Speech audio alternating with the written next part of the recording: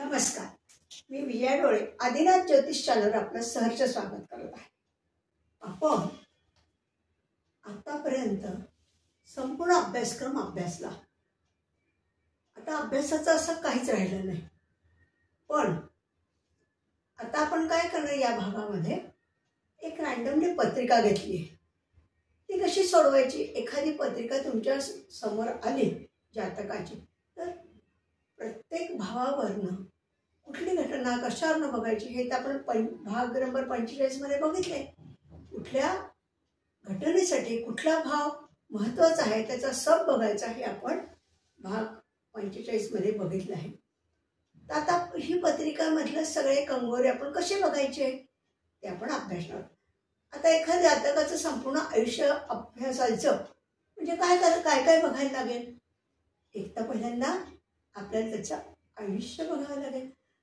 नेहमी लक्षात ठेवा, कुठल्याही जातकाची पत्रिका आली तर त्यात आयुष्यमान त्याचं आपण बघायचं।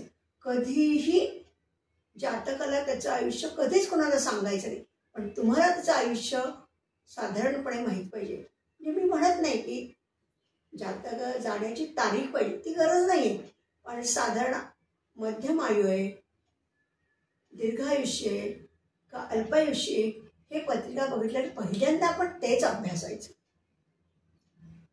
त्याच्यानंतर त्याचं मध्यम आयुष्य तरी कमीत कमी आहे हे बघितलं, आपल्याला लक्षात आलं पत्रिका बघितल्या की मग आपण सगळी त्याची पत्रिका बघायला यायची। फक्त ह्याची वाच्यता करायची नाही, कधी कोणाला मृत्यू सांगायचं नाही, पण आपल्याला ते समजलं पाहिजे, नाही तर आपलीच फजिती होईल नाही का।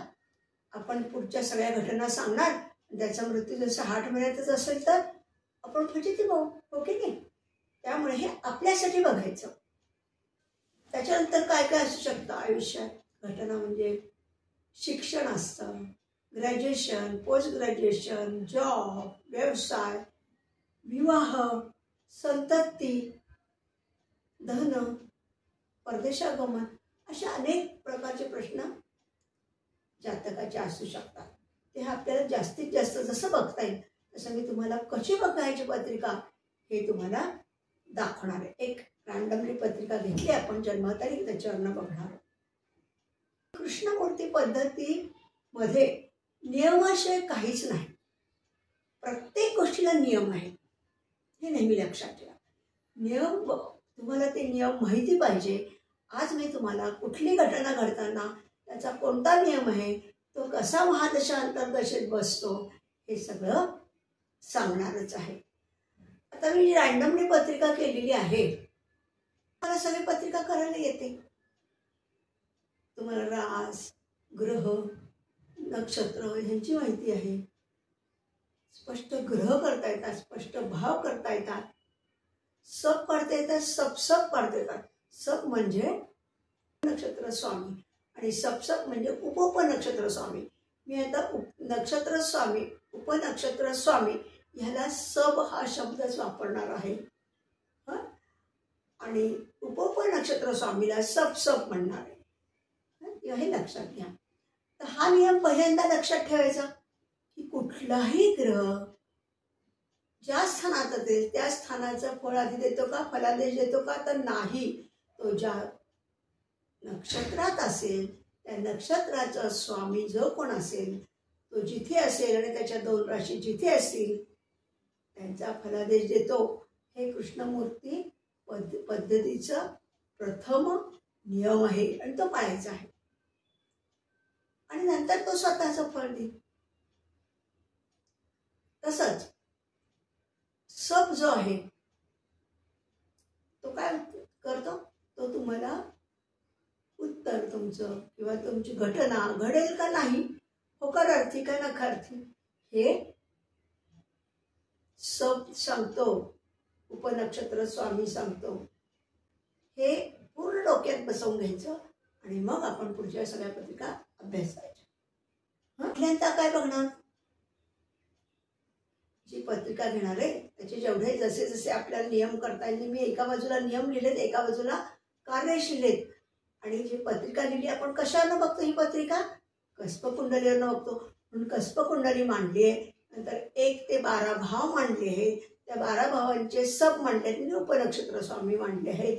तसेच रवीपासून नेपच्यूनपर्यंत प्लुटोपर्यंतचे सगळे ग्रह मांडलेत.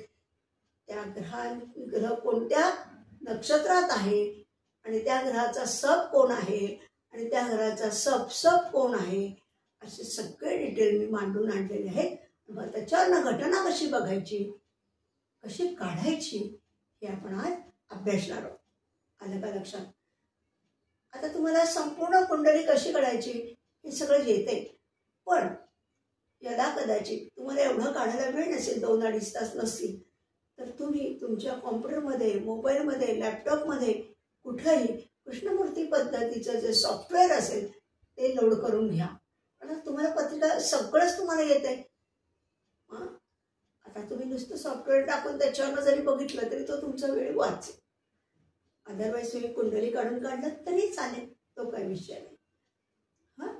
तर आता आपण सगळे एक कुंडली बघणार आहोत रँडमली आणि त्याचं ज्योतिषाचा वेध घ्यायचा ते आपण बघणार आहोत. मी आता ती कुंडली लावते आणि बघा तुम्हाला कसं लक्षात येते ते. तर मी कुंडली लावून त्याचा आपण अभ्यास करूया. आता आपण जातक क्ष त्याची जन्मतारीख आहे 8/4/2016 म्हणजे 8 एप्रिल 2016, 10:40 रात्रीचा जन्म आणि साताऱ्याचा जन्म. ही आपण जातकाचे जन्मतारीख, जन्मवेळ आणि जन्मस्थळ घेतलेलं आहे. त्यावरनं मी आता ही कस्प कुंडलीवरनं आपण बघतो की नाही, म्हणून कस्प कुंडली मांडली. लग्न कोणते म्हणजे प्रथम भाव वृश्चिकाचा शनी. असे सगळे पत्रिका आपण कस्प कुंडली त्याची मांडून घेतलेली आहे. तर ह्या बाजूला काय केलंय, भाव म्हणलेत.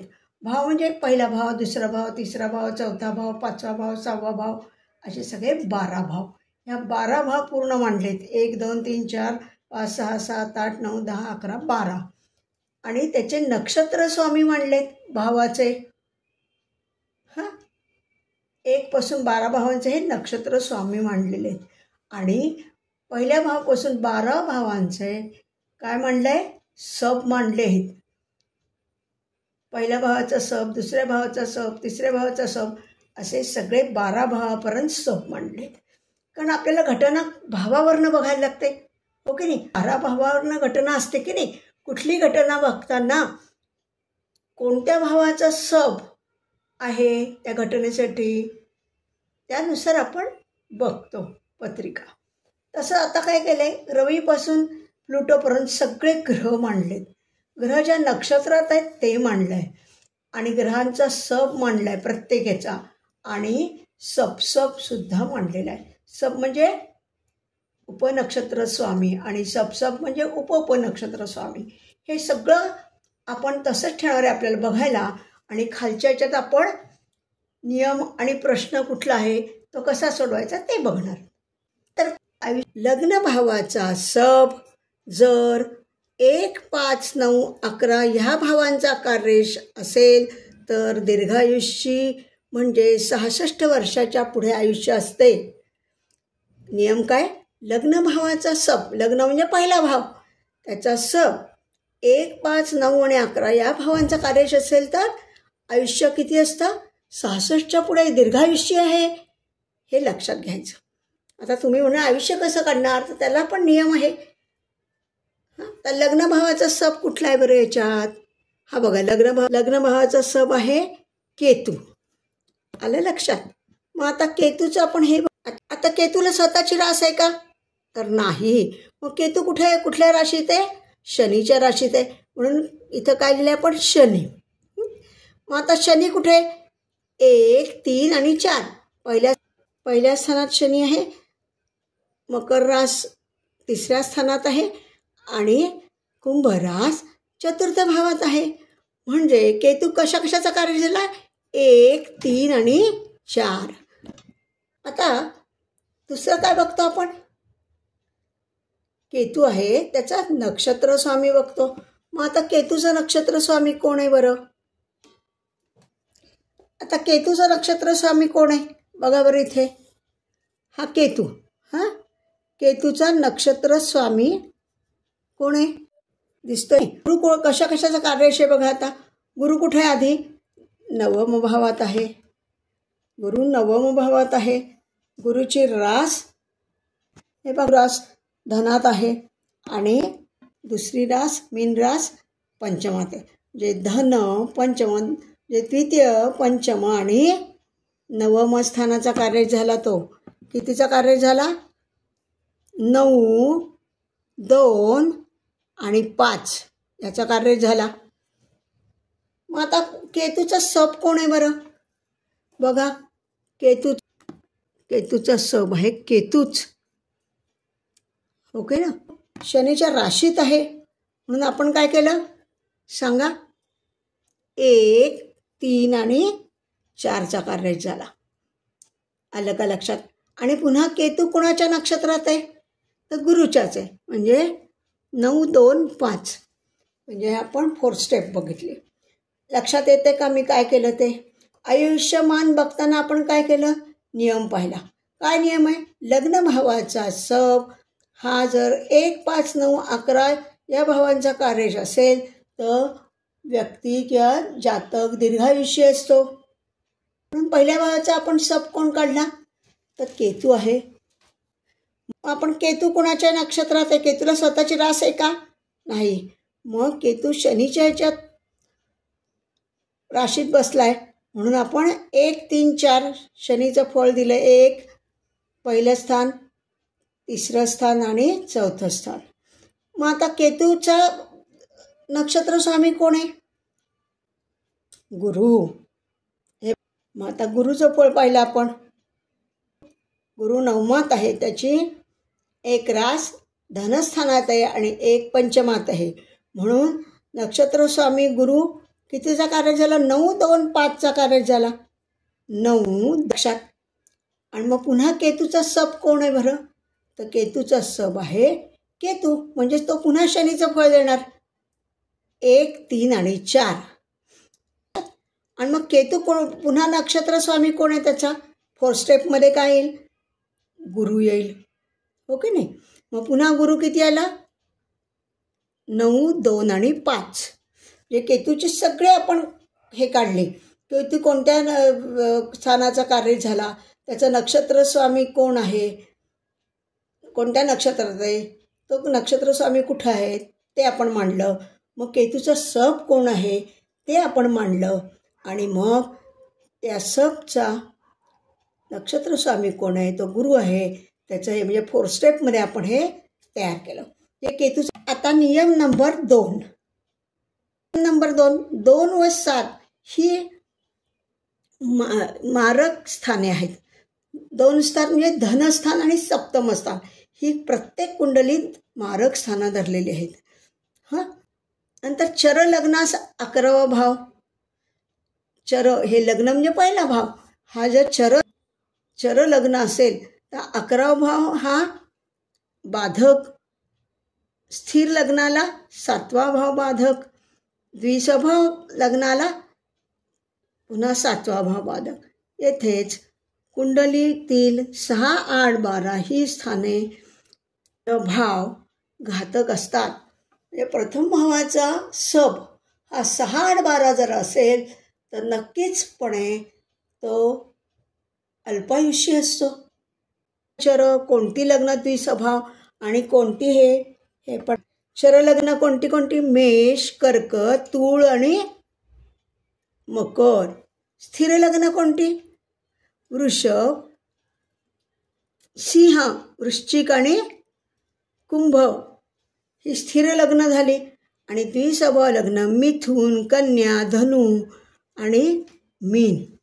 चर लग्न, स्थिर लग्न आणि द्विस्वभाव लग्न हे मी इथे मुद्दाम लिहून दिले तुमच्या लक्षात यावं म्हणून. येते का लक्षात? म्हणजे चर लग्न असेल. चर लग्न म्हणजे कोणतं आलं मग? मेष, कर्क, तूळ आणि मकर ह्यापैकी कुठलंही लग्न इथे असेल 11वा भाव बाधक समजायचा. 11वा भाव म्हणजे हा. जर स्थिर लग्न असेल तर 7मा भाव. द्विस्वभाव लग्नास पण 7मा बाधक. तसेच कुंडली 8मा भाव आणि व्ययभाव हे जर असले, पहिल्या भावाचा सब जो कोण आहे त्याचं जे कार्येश 6, 8, 12 असेल तर ती व्यक्ती अल्पायुष्यी असू शकते. आलं लक्षात? लग्न भावाचा सब 2, 7, 6, 8, 12 व बाधक स्थान यांचा कार्येश असेल तर व्यक्ती अल्पायुष्यी म्हणजे 33 वर्ष असते. आलं लक्षात? आणखीन एक नियम पुढचा काय? लग्नाचा सब 1, 5, 9, 11 या भाव किंवा 2, 7, 6, 12 व बाधक स्थाने यांचे कार्येश असता मध्यम आयुष्य असते. म्हणजे 1, 5, 9, 11 आणि प्लस 2, 7, 6, 12 ह्यांचंही कार्येश असेल तर मात्र आयुष्य मध्यम असते. हे नियम आहेत. आलं का लक्षात? मग आता आपण ह्याच्यात केतूचं पाहिलंच आहे. मग आता 1, 3, 4, 9, 2, 5 1, 3, 4, 6 9, 2, 5 म्हणजे इथे 9, 5 हे सगळीकडे आहे. 6, 8 आणि 12 हे कुठेही नाहीत. मग ह्याचा अर्थ काय झाला? या प्रश्नाचं उत्तर काय झालं? आयुष्यमान काढलं तर किती आलं? हे आयुष्यमान हे दीर्घायुष्य आहे. 66 वर्षाच्या पुढे आहे. म्हणजे 6, 8, 12 कुंडलीत कुठंच नाही आलेलं. पहिल्या स्थानचा सब केतू आहे आणि तो कुठेही 6, 8, 12चा कार्येश नाही. उलटा तो 9, 5चा कार्येश आहे. त्यामुळे काय झालं? 9, 5, 2, 1, 3, 4 या सगळ्याचा कार्येश असल्यामुळे ही व्यक्ती किंवा हा जातक दीर्घायुष्य आहे. हा पहिला आपलं कन्क्ल्युजन झालेलं आहे. मग ही दीर्घायुष्य आहे. 66च्या पुढे आयुष्य आहे. तेव्हा आपण आता पत्रिका पुढे बघायला हरकत नाही. आता पुढचा प्रश्न बघूया. आयुष्यमान आपल्याला कळलेलं आहे की आता पुढचा प्रश्न काय आहे आपला? जातकाचं शिक्षण होईल का? शिक्षणामध्ये काय प्रकार असतात? 2 प्रकार असतात. एक ग्रॅज्युएशनपर्यंत आणि एक पोस्ट ग्रॅज्युएशनचं. हो की नाही? तर ग्रॅज्युएशनसाठी म्हणजे चतुर्थ भावाचा सब हा 4, 9, 11 या भावांपैकी कार्येश असेल तर त्या महादशांमध्ये आंतरदशांमध्ये शिक्षण होईल. आणि नियम 2 काय? म्हणजे पोस्ट ग्रॅज्युएशन असेल तर त्याला काय नियम? नवम भावाचा सब काय? नवम भावाचा सब हा 9, 4, 11चा कार्येश हवा तर पोस्ट ग्रॅज्युएशन पूर्ण होईल. चतुर्थ भाव आणि नवम भावावरनं शिक्षण बघतो. पोस्ट ग्रॅज्युएशन हे नवम भावावरनंच्या सबवरनं आणि ग्रॅज्युएशनपर्यंतचं शिक्षण हे आपण चतुर्थ भावावरनं बघतो. आलं लक्षात? मग आता शिक्षणासाठी काय वय लागतं तुम्ही सांगा बरं? 4 वर्षापासून साधारण 21 वर्षापर्यंत शिक्षणाचा पिरियड असतो. हो की नाही? मग त्या ह्याच्यात कोणत्या कोणत्या महादशा येतात हे आपल्याला बघावं लागेल. हो की नाही? मग त्या महादशा 4, 9, 11चा कार्येश आहेत का हे आपल्याला बघावं लागेल. तेव्हा त्याचं उत्तर शिक्षण होईल का नाही होईल हे येईल. तर आता आपण बघूया चतुर्थ भाव त्याचा सब कोण आहे? शनी. चतुर्थ भावचा सब शनी. मग आता आपण शनीचं कार्यक्षेत्र बघूयात. आता शनी काय आहे? 1, 3 आणि 4चा कार्येश आहे. शनी पहिल्या स्थानात आहे. नंतर त्याची मकर रास तृतीयात आहे आणि कुंभ रास चतुर्थात आहे. म्हणून शनी 1, 3, 4चा कार्येश झाला. बरं, आता शनीचं नक्षत्र स्वामी कोण आहे बरं? बघा शनी कुठे आला? हा बघा शनी आला. शनी कुणाच्या नक्षत्रात आहे? बुधाच्या नक्षत्रात आहे. मग आता बघा नक्षत्र स्वामी बुध. मग बुध कशाचा कार्येश झाला सांगा? हा पंचमात आहे. नंतर बुधाची रास अष्टमात आहे आणि बुधाची दुसरी रास व्यात आहे, लाभस्थानात आहे. कन्या रास लाभात आहे, मिथुन रास अष्टमात आहे आणि बुध मग पंचमात पडलेला आहे. म्हणजे ते कार्यक्षत्व कसं झालं बरं? बुध हा कितीचा कार्य झाला? 5, 8 आणि 11 याचा कार्य झाला बुध. मग आता शनीचा सब कोण आहे? सब म्हणजे नक्षत्र स्वामी कोण आहे बरं? शनीचा, हे बघा शनी बघा, शनीचा सब कोण आहे? चंद्र. कुठे आहे? चंद्र आहे पंचमात. चंद्राची रास कुठे पडली आहे? नवमात. म्हणजे चंद्र कशाचा कार्य झाला? 5 आणि 9. आपण इथे लिहिलं 5 आणि 9 याचा कार्य झाला. शनी 3, 4चा कार्येश, नंतर बुध 5, 8, 11चा कार्येश आणि चंद्र कितीचा? 9 आणि 5चा कार्येश. आता बघा बरं, इथे 4 ओपन आहे, इथे लाल रेख दिली आपण, 4 आहे, त्याच्यानंतर 11 आहे आणि 9 पण आहे. जे जो सब आहे शनीचा सब कोण आहे? चंद्र. तो 9चा कार्येश म्हणजे शिक्षण हे पूर्ण होईल, पोस्ट ग्रॅज्युएशनपर्यंत शिक्षण पूर्ण होईल असा याचा अर्थ झाला. दशा कुठली आहे? पहिली हा चंद्र हा केतूच्या नक्षत्रात होता, म्हणजे अश्विनी नक्षत्रात होता, हो की नाही? म्हणजे आत्ता त्याला किती तारखेपासून आपल्याला शुक्राची महादशा सुरू झाली? आता ग्रॅज्युएशनपर्यंत शिक्षण होईल. आता दशा महादशा बघूयात. दशा बघूयात. 4 ते 21 वर्षापर्यंत कोणती महादशा येते बरं? तर शुक्र येते. आता शुक्राचं बघा, शुक्र कुठं आहे? 4, 7 आणि 12 चौथ्या स्थानात शुक्र बसलेला आहे. नंतर त्याची वृषभ रास सप्तमात आहे आणि त्याची राशी व्ययात आहे. म्हणजे शुक्र कशाचा कार्य झाला?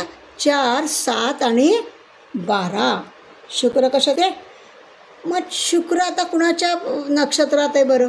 बघा बरं, शुक्र कुणाच्या नक्षत्रात आहे? शुक्र आहे शनीच्या नक्षत्रात. मग आता शनीचं कार्यक्षत्व काय? शनी 1, 3 आणि 4 काय? 1 आणि शुक्राचा हे कोण आहे?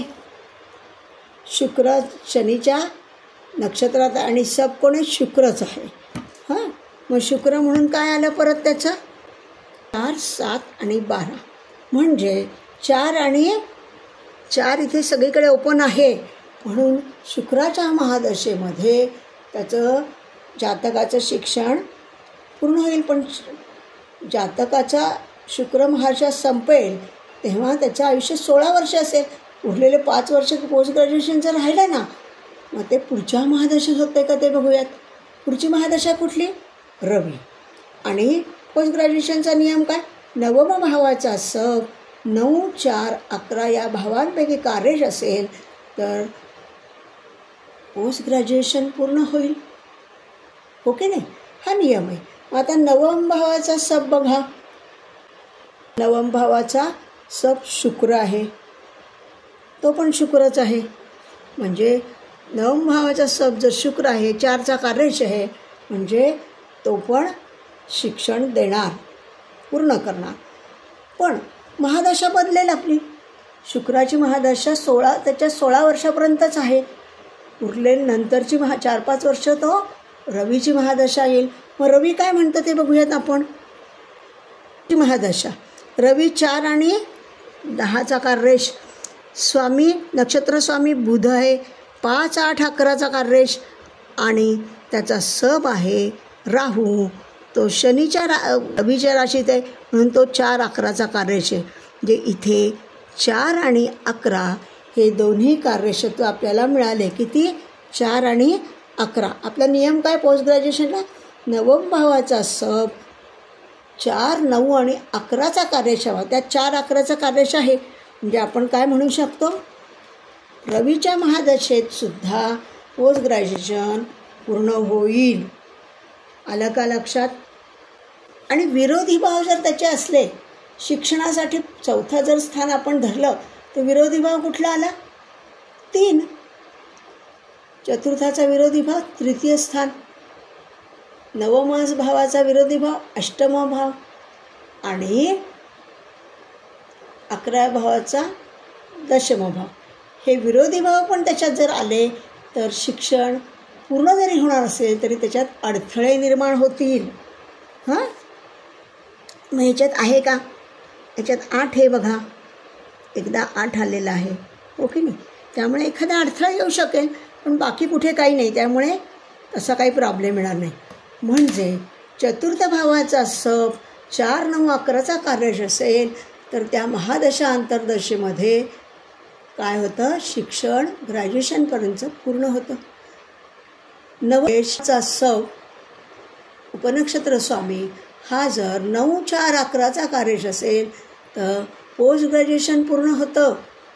आणि त्याच्याचबरोबर विरोधी भाव असतील तर त्या शिक्षणात अडथळे निर्माण होतात.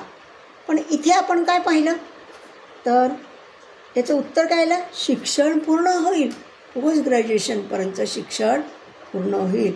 बघितला नियम पाहिला, कार्यश पाहिले, ते कशाचे कार्यश असतात ते बघितले, विरोधी भावाचे कार्यश आहेत का नाही ते पाहिले, आणि मग महादशा पाहिल्या. 4 वयाच्या 4 पासून ते 21पर्यंत कोणत्या कोणत्या महादशा येतात ते पाहिलं. त्याच्यात 4, 9, 11 आहे का कुठे? ते असल्या तर तुमचं शिक्षण पूर्ण होणार. पण 3, 8 ह्यांचं कार्यश असेल तर शिक्षणात अडथळे निर्माण होणार. पण ह्या जातकाचं शिक्षण पोस्ट ग्रॅज्युएशन पूर्ण होईल, हे आपलं उत्तर आहे. पण आता शिक्षणाचा प्रश्न बघितला. पोस्ट ग्रॅज्युएशनपर्यंत शिक्षण झाल्यावर पुढचा प्रश्न काय असू शकतो? जॉब लागेल का, नोकरी लागेल का व्यवसाय करेल, हा प्रश्न असू शकतो. हां, तर मग प्रश्न आहे नोकरी लागेल का आणि कधी, हा प्रश्न आहे. मग आता नोकरीसाठीचा नियम काय? षष्ठ भावाचा सप म्हणजे उपनक्षत्र स्वामी 2, 6, 10 व 11 या भावांच्या कार्यशात नोकरी लागेल. अशा महादशा पण लागतील आपल्याला तशाच. काय म्हटलं नियम काय? नोकरीसाठी षष्ठ भावाचा सप. आता बघा हा षष्ठ भावाचा सप आहे. कोण आहे सप? शनी आहे. षष्ठ भावाचा सप शनी आहे. मग आता शनीचं कार्यक्षेत्र बघा, 1, 3, 4 पहिल्या स्थानात शनी आहे, तिसऱ्या स्थानात मकर रास आहे आणि चौथ्यात कुंभ रास आहे. मग आता शनीचं नक्षत्र स्वामी कोण आहे बघा. आता शनी कोणाच्या नक्षत्रात आहे? बुधाच्या नक्षत्रात आहे. आता बुधाचं कार्यक्षेत्र काढा. बुध कुठे आहे? बुध पंचमात बसलेला आहे. बुधाची मिथुन रास ही अष्टमात आहे आणि बुधाची कन्या रास ही लाभस्थानात आहे. म्हणजे बुध 5, 8 आणि 11चा कार्यश आहे. मग बघा लिहिले का? बुध 5, 8 आणि 11 याचा कार्यश झाला. मग आता शनीचा सप कोण आहे बरं? बघा वर, त्याचा चंद्र आहे. मग आता चंद्र बघा काय म्हणतोय? शनीचा सप चंद्र हा 5 आणि 9चा कार्यश आहे. बघा कुठे बसलाय चंद्र? पंचमात आहे आणि त्याची रास कर्करास नवमात आहे. म्हणून चंद्र हा 5 आणि 9चा कार्यश आहे. महादशा बघूयात आपण. आता कोणकोणत्या महादशा? रवीची महादशा किती ते किती आहे सांगा बरं? रवीची महादशा 17/6/36 पासून किती? 17/6/42 वर्ष. रवीची महादशा किती वर्ष असते? 6 वर्ष असते. त्यातली शिक्षणातच ती 4-5 वर्ष गेली, हो की नाही? मग नंतर कुठली महादशा येते? मग आता चंद्राची महादशा बघूयात. चंद्राच्या महादशेमध्ये तरी आहे का यश, मिळेल का जॉब? तर आता बघा चंद्र महादशा किती ते किती आहे? चंद्र महादशा 17/6/42 2042 ते 17/6/2052. चंद्राची महादशा किती वर्ष असते? 10 वर्ष. मग आता चंद्राच्या कार्यरेष काढूयात. चंद्राचे कुणाच्या नक्षत्रात आहे बघा, सांगा. केतूच्या नक्षत्रात आहे आणि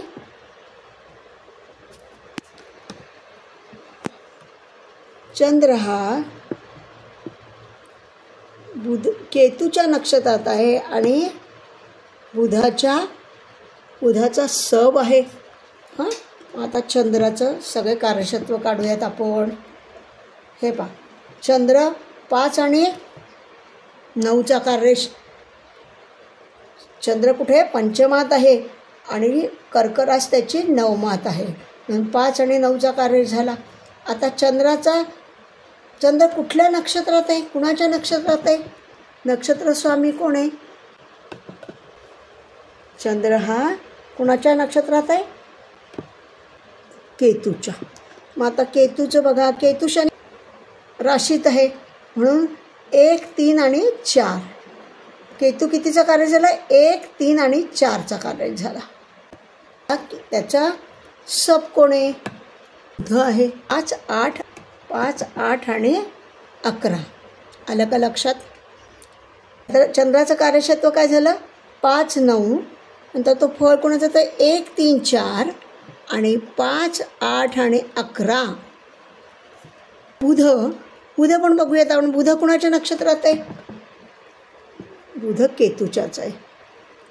बुध केतूच्याच म्हणजे केतू 1, 3, 4चा कार्यरेष आहे.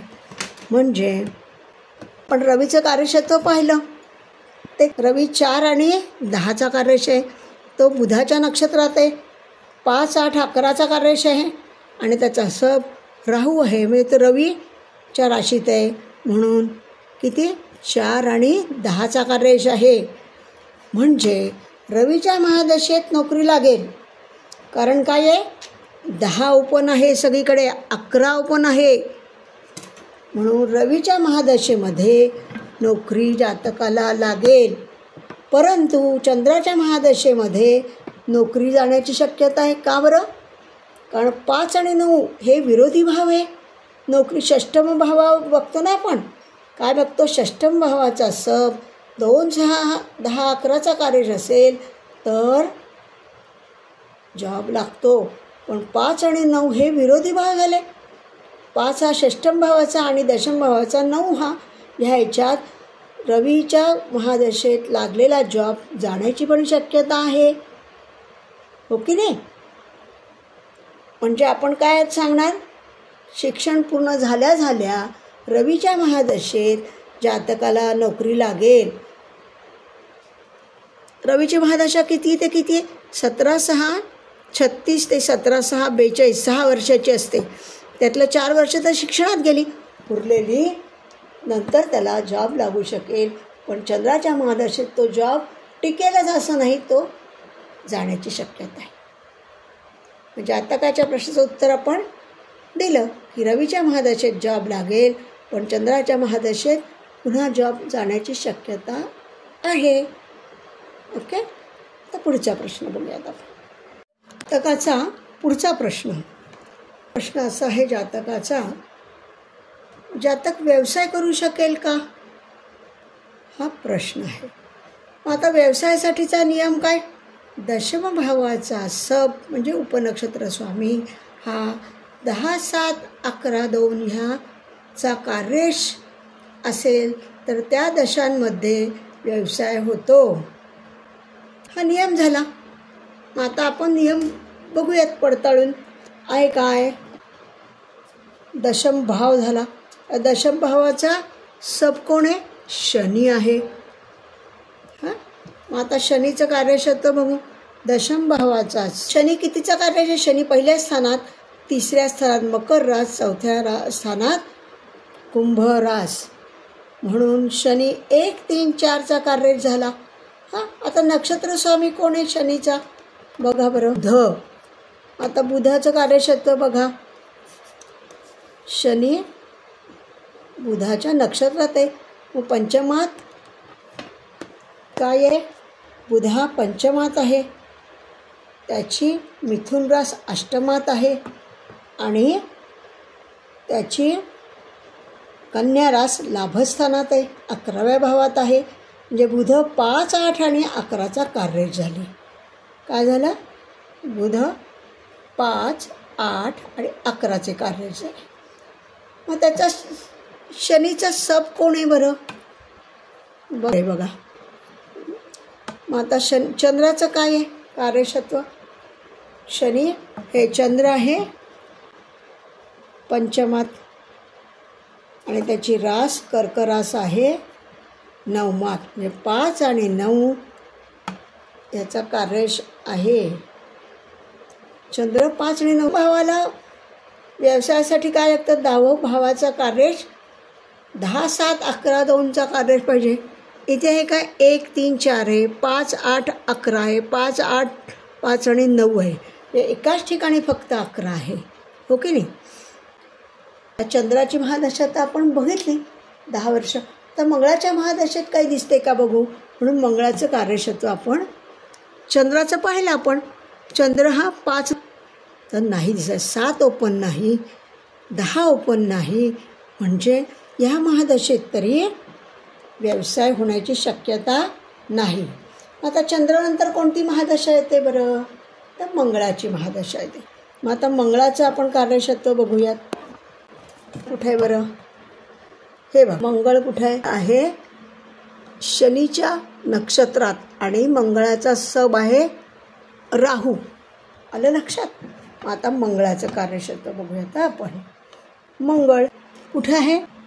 वृश्चिक रास पहिल्या भावात, नंतर 6व्या भावात मेष रास मंगळाची आणि व्ययभावात मंगळ बसलेला आहे.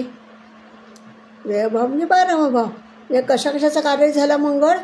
1, 6 आणि 12. मग आता मंगळाचे स्वामी कोण आहे बरं? बघा, कुणाच्या नक्षत्रात आहे? शनीच्या नक्षत्रात. आता बघा बरं, इथे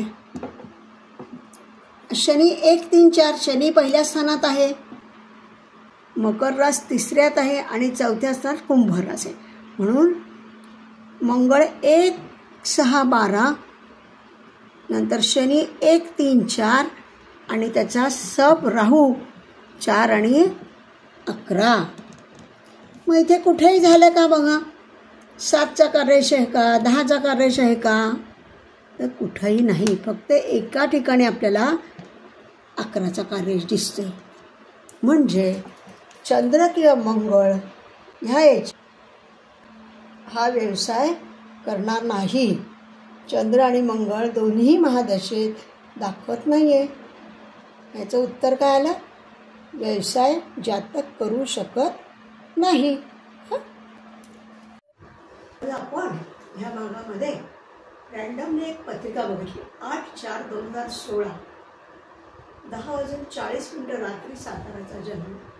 ह्या पत्रिकेतलं आयुष्य मर्यादा साधारण पाहिली. शिक्षण ग्रॅज्युएशनचं पुढचं पोस्ट ग्रॅज्युएशन पाहिलं, नंतर नोकरी पाहिली आणि व्यवसाय पाहिला. ह्या पत्रिकेने एवढं आपण बघितलं. अजूनही या पत्रिकेत आपल्याला विवाह, संतती, परदेशागमन आणि साधारणपणे सांपत्तिक परिस्थिती कशी असेल, एकदम चांगली असेल, मध्यम असेल का हलाखीची असेल, हे जे उरलेले प्रश्न आहेत ते आपण पुढच्या भागात बघूया. आत्ता आपण व्यवसायापर्यंत आलेलो आहोत आणि या जातकाचे आपण हे सांगितलेलं आहे. भाग नंबर 48 मध्ये आपण कधी घडेल त्याची वेळ आपण काढू शकतो. आता शिक्षणाच्या याच्यात तर काही प्रॉब्लेम नाही, वेगळा वेळ काढायची गरज नाही. आता एखाद्या याची घटना जर तुम्हाला काढायची असेल तर तुम्ही कशी काढता? आत्ता आपण कसं पाहिलं? महादशा जरी सब 12 भावांपैकी कुठल्या भावाचा सब कुठल्या घटनेसाठी वापरायचा हे आपण बघितलं 45 भागामध्ये. त्यानुसार आपण नियम पाहिले, नियमाप्रमाणे कोणत्या महादशेत ते बसतं हे पाहिलं. पण तसंच महादशेत जसं आपण चेक केलं तशा प्रत्येक त्या महादशेतल्या अंतर्दशा आणि विदशा सुद्धा चेक करायच्या. त्या जर कार्यश असल्या नियमानुसार तर घटना घडेल. नुसता सब भावाचा सब घटनेला होकार देत असला तरी महादशा अंतर्दशा विदशा ह्या त्या घटनेला पूरक असल्या तरच घटना घडेल. एखाद्याचा विवाह आपण सांगू या याच्यात आहे नक्की होणार आहे, सब काय सांगतो सप्तमाचा सब सांगतो की विवाह नक्की होणार आहे. पण महादशा अंतर्दशा विदशा जर त्या आल्याच नाही 2, 7, 11च्या तर तो विवाह होणार नाही. म्हणजे जरीही घटनेसाठी होकार दिला असला तरी महादशा अंतर्दशा विदशा ह्या इतक्याच महत्त्वाच्या आहेत. त्या आयुष्यात आल्या तरच ती घटना घडेल हे नक्की. घटना कशी घडते? भाग नंबर 48 मध्ये आपण पाहिलं. एखादी घटना घडताना रवी हा जी महादशा चालू आहे त्या महादशेच्या राशीतून आणि जी अंतर्दशा चालू आहे त्याच्या नक्षत्रातून जाईल तो पिरियड घटना घडण्याचा असतो. ते 10 दिवस घटना घडण्याचे असतात. आलं का लक्षात? समजा चंद्राच्या राशीतून चाललाय रवी, चंद्राची महादशा आहे आणि अंतर्दशा बुधाची आहे. ह्या याच्यात घटना घडणार हे आपण नक्की ठरवलेलं आहे. तर मग रवी हा चंद्राच्या राशीतून जाईल. चंद्राची रास कोणती बरं? कर्क. कर्क राशीतून जाऊन अंतर्दशा कुठली? बुधाची, म्हणजे आश्लेषा नक्षत्रातून जाईल रवी चंद्र. हे आपण बघितलेलं अभ्यासलेलं. आता आपण हे जे बघितलं व्यवसायापर्यंत ते आज आपण इथेच बघूयात. अजून आपल्याला पुढच्या भागामध्ये मी ह्याच पत्रिकेचं विवाह, संतती, परदेशागमन, सांपत्तिक परिस्थिती साधारण कशी असेल हे आपण पुढच्या भागामध्ये ह्या जातकाचं बघूया. आणि आजचा भाग मी इथेच संपवते. तेव्हा पुढच्या भागात आपण लवकरच भेटूया. सगळ्यांनी लाईक, सबस्क्राईब आणि शेअर केलं असेल याची मला पूर्ण खात्री. धन्यवाद.